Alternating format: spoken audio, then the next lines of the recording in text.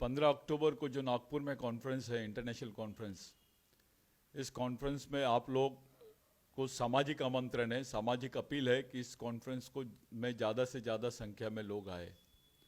और हम लोग वैसे सभी लोगों को इसमें आमंत्रित कर रहे हैं और सभी लोगों से अपील कर रहे हैं। कुछ साथी बाहर से आते हैं, कुछ परिस्थिति नहीं होने की वजह से, तो ऐसे तमाम लोगों को जिनके पास आने जाने की सुविधा हो, सिर्फ यहाँ आए, वो उस कॉन्फ्रेंस में सबका स्वागत है। वो स्टूडेंट रहे या हमारे गांव और कस्बों का मजदूर आदमी रहे या समाज का अधिकारी रहे या नेता रहे, उन तमाम लोगों का जो आदिवासी है और आदिवासी वंश पर विश्वास करते हैं, उनकी विचारों पर, शहीदों के विचारों पर विश्वास करते हैं, ऐसे तमाम लोगों को जो भारत के क्रांतिकारी डॉक्टर बाबा साहब आम्बेडकर, महात्मा फुले, साहू महाराज और ख़ास करके संभाजी महाराज के साथ साथ बिरसा मुंडा, टंट्या भील, बाबूराव शेरमाके और राघोजी भांगरे जैसे क्रांतिकारियों का विचार, वो उसका आदर करते हैं। ऐसे लोगों को, जो लोग समाज के लिए कुछ करना चाहते हैं, जो समाज के लिए जीना चाहते हैं, आने वाली जनरेशन को बचाना चाहते हैं, ऐसे तमाम लोग, चाहे वो आप किसी भी संगठन के रहे, कहीं से भी रहे, किसी भी प्रदेश के रहे, सभी लोगों को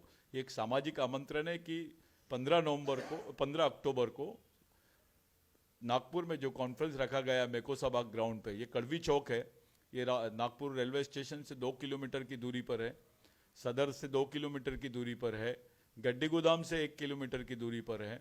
आप अगर कड़वी चौक तक आते हैं तो वहाँ से सिर्फ आपको पैदल ही आप आ सकते हो, इतनी नज़दीकी है वहाँ से।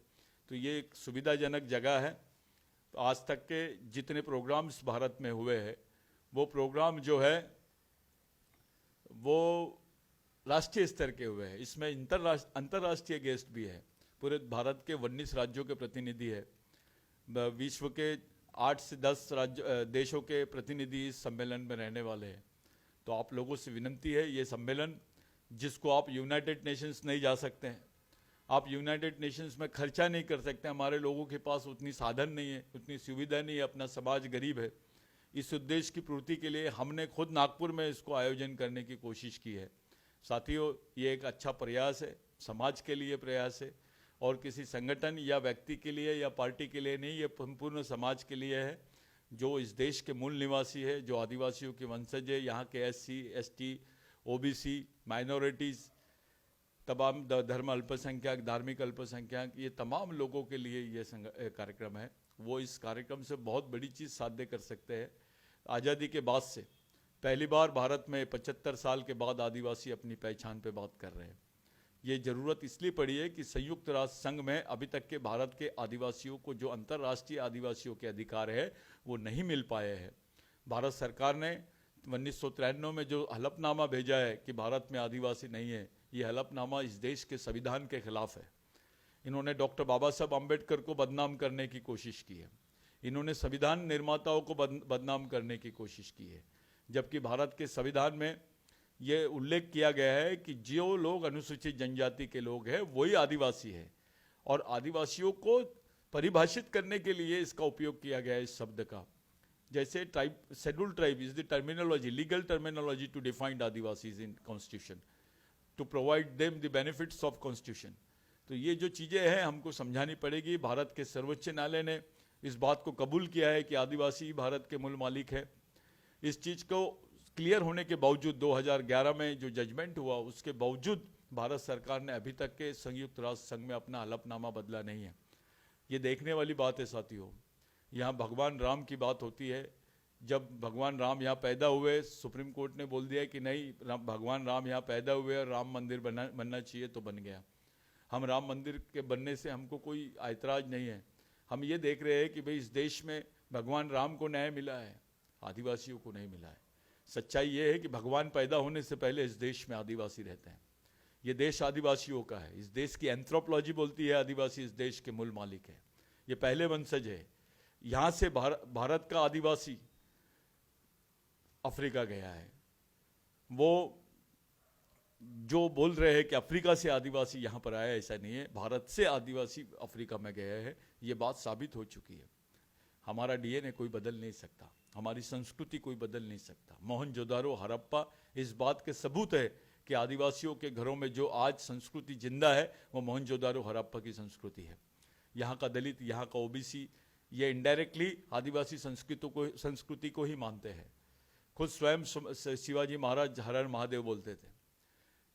शिवाजी महाराज का जो राज्य था उसमें प्राकृत भाषा में कार्यकाल चलता था। ये भाषा का जो ये लोगों ने रिप्रेजेंटेशन है वो आदिवासियों के थ्रू संभाजी महाराज ने किया था। मैं आप लोगों से विनती करता हूँ कि ये जो आंदोलन है ये किसी संगठन का नहीं है, ये विचारों का आंदोलन है। ये लड़ाई बिरसा मुंडा की लड़ाई है, टंट्या भील की लड़ाई है, राघोजी भांगरे की लड़ाई है। ये हमारे तमाम शहीदों की लड़ाई है जिन्होंने समाज के खातिर अपनी जान दे दी, अपनी पूरी जिंदगी तबाह कर दी।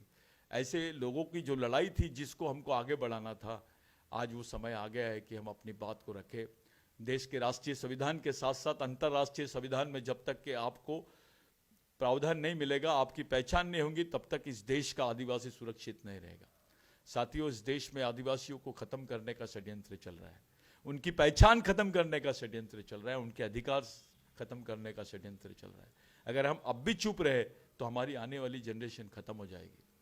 और ये लड़ाई किसी कौम के खिलाफ नहीं है, ये केवल आदिवासियों के फेवर की लड़ाई है, ये आदिवासियों के पक्ष की लड़ाई है। इस देश का सबसे ज्यादा गरीब आदमी आदिवासी, सबसे ज्यादा दुखी आदमी आदिवासी, सबसे ज्यादा विस्थापित आदमी आदिवासी, सबसे ज्यादा नक्सलग्रस्त आदमी आदिवासी। उसकी हालत आज जानवरों से निपत्तर हो गई है, उसको सब्स्टिट्यूट ह्यूमन बोलने लग गए हैं। मेरे साथियों, ये हालात हमारे लिए बहुत खराब है। देश में सबसे चिंतनीय स्थिति, जो देश का पहला आदमी है वो देश का आखिरी आदमी बन गया। ये हमारी आखिरी जनरेशन द्वारा, आखिरी पीढ़ी द्वारा, आखिरी पीढ़ी को बचाने की आखिरी लड़ाई है। मैं आप लोगों से हाथ जोड़ के सामाजिक विनंती करता हूं, सामाजिक अपील करता हूं कि इस कार्यक्रम में ज्यादा से ज्यादा संख्या में आए। आपके पास नहीं है इसकी बात आप सोचिए मत, आप केवल आइए, आपका स्वागत है। कोई भी रहे, समाज का गरीब आदमी, समाज का मजदूर आदमी, समाज का विद्यार्थी, समाज का कर्मचारी, समाज का हर वर्ग का आदमी इस सम्मेलन में आए, ऐसी हम आप लोगों से सामाजिक अपील करते हैं। ये सम्मेलन 10 बजे से शुरू होगा। 10 बजे मेको सभा ग्राउंड में परेड है। परेड्स के बाद में जो अंतर्राष्ट्रीय और राष्ट्रीय स्तर के जितने हमारे गेस्ट है, जो प्रतिनिधि है, वो सब लोग रहेंगे। ये बहुत महत्वपूर्ण सम्मेलन है। मैं आप लोगों से सामाजिक अपील करता हूँ, इसमें ज़्यादा से ज़्यादा संख्या में आप उपस्थित रहे और अपनी समाज की वफादारी को निभाए, समाज की सामाजिक ईमानदारी और समझदारी का आप परिचय दे, यही मेरी आपसे आशा है। जय बिरसा, जय आदिवासी।